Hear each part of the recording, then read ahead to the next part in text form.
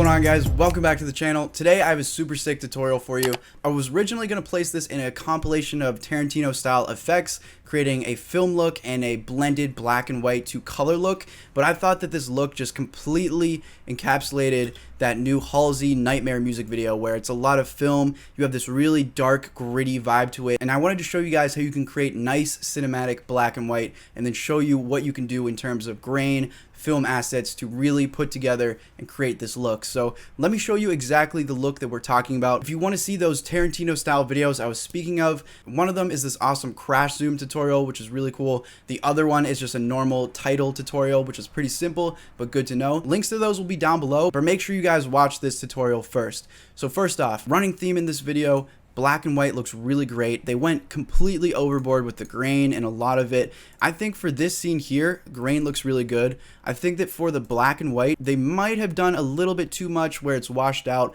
but at the same time, I kind of like how it is washed out and they do have that crazy grain. I like it for the video. I think the production in terms of the video was just amazing as a whole. So the director, Hannah Lux Davis, did a great job with this. So throughout the video, you have this rough film look, but not only do you get that, but there's some really nice high production shots and some crazy sets as well. So we're only going to focus on this raw, gritty film look. If there are any other effects in this video you guys want me to make a tutorial on, let me know in the comments. But other than that, let's get right into it. So let's hop back into Adobe Premiere and we'll show you my rendition of it here. I think pretty similar. So let me show you the proper way we can take a colorful clip such as this and create that nice cinematic black and white.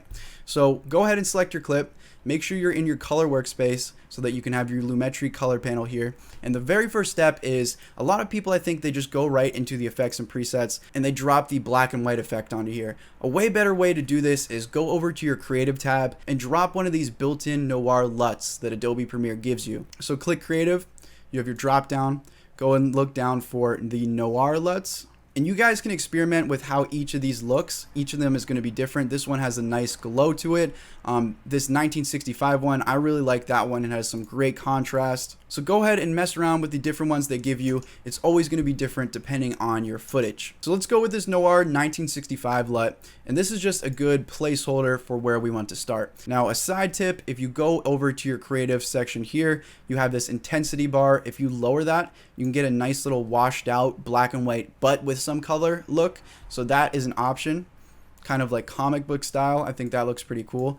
Let's put that back on 100. And that's why we put the LUT in creative, not in basic. Make sure you're not putting the LUT within basic. You want to put it in creative so that you can change it around a bit. Now we're going to go ahead and just color correct this as normal. Go over to your basic correction tab, and this is always going to depend on your clip, but I like to add a lot of contrast for this black and white type style. I even bumped it all the way up to 100, and with the lighting that we had here originally, half his face is blue, half is red, so that's what's giving this kind of dark light fringing, which is pretty cool. Of course, if there's a little bit too brightness in the white, you can grab that, lower it. Same with the highlights, you can up or lower. Try and find a nice medium of color. Now here's another great tip. If you take the black value and you raise it, you can wash out the darks a little bit, which will give you this nice vintage film look.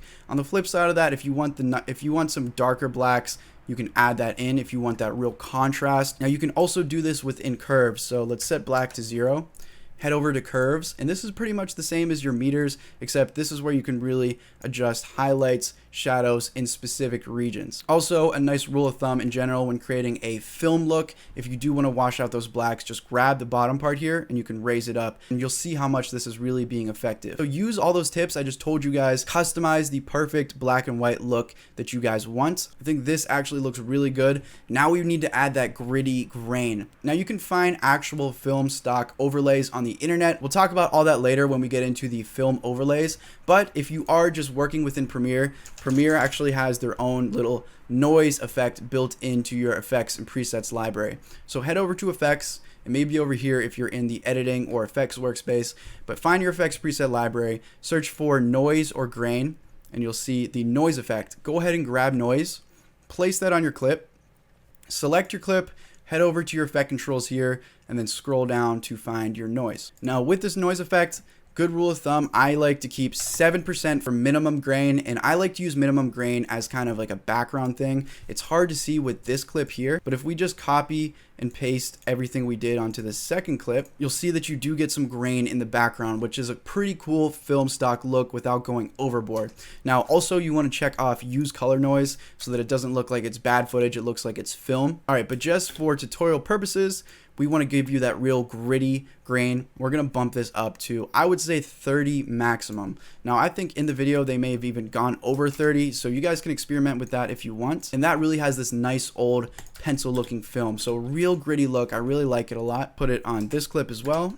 Jack that up to 30%. Now, another thing that you guys want to pay attention to is whenever you are rendering out grain, sometimes depending on the bitrate that you're using to render it, a lot of the quality or the grain might be lost. So what I recommend is you guys grab a smaller clip that you're experimenting with the look.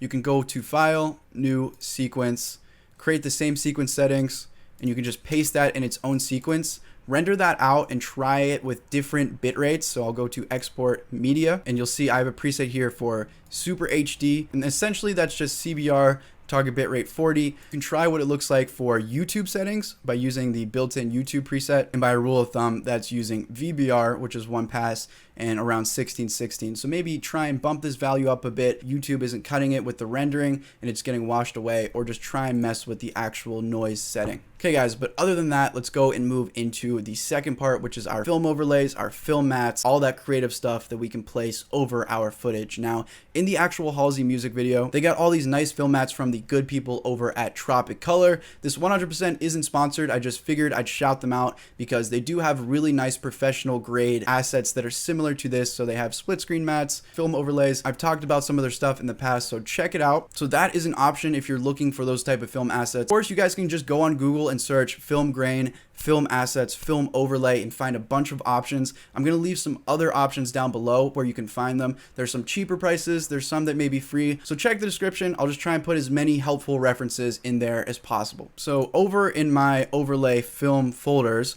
we have a few options here. I'll leave a link to this, of course, but I have these little Kodak dirty mats, and these are literally just clips that you can place over. Make sure you right click, scale it to frame size, and then you're going to want to change the blending modes, and that's all you really have to do with these overlay clips. So we'll take our blending mode, put it on overlay, and you can mess around. Sometimes color dodge works as well, but for this, something like soft light. Also want to grab the position of it by clicking this box and just scale that so that it's properly done, and that way you can have this little film mat going over there. And there's a bunch of these you can experiment with. If it's changing the color too much, like this one's pretty bright, you can just grab the opacity here, lower it a tiny bit to get that nice blend. So that has a real nice color and look to it. And that's really about it. Just finding a nice film overlay to complete the look. Here's some actual vintage film scans, which are pretty cool. A lot of these have a lot of color. And I found this from filmlooks.com. They have some cool stuff. A lot of these are pretty colorful, as you can see, but we're going to go ahead and work with this. So select it, up to your effect controls, pop this on multiply, or if you want, you can try something like color dodge. It's pretty cool for these type of film looks. We're going to just bump up the scale, and this adds a bit of color, and you get this kind of crazy flashing in there as well. If it's too much color for you guys, you can select the clip, go over to creative, and just go over to basic, bump down the saturation a bit like that, and you can wash out some of the color. And that's really about it, guys. Just finding film assets online. Like I said, just use Google to your advantage. Use my description. I have some useful, relevant links, and you guys can mix and match these as well. So let's go ahead and overlay this one, scale it just so it kind of fits within this little Super 8 bracket.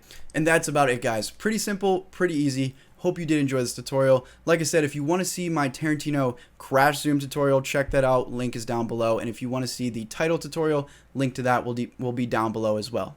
Other than that, guys, if you did enjoy, leave a like, comment, subscribe. Thank you guys so much for watching. Thank you guys so much for supporting, and I'll see you guys in the next one.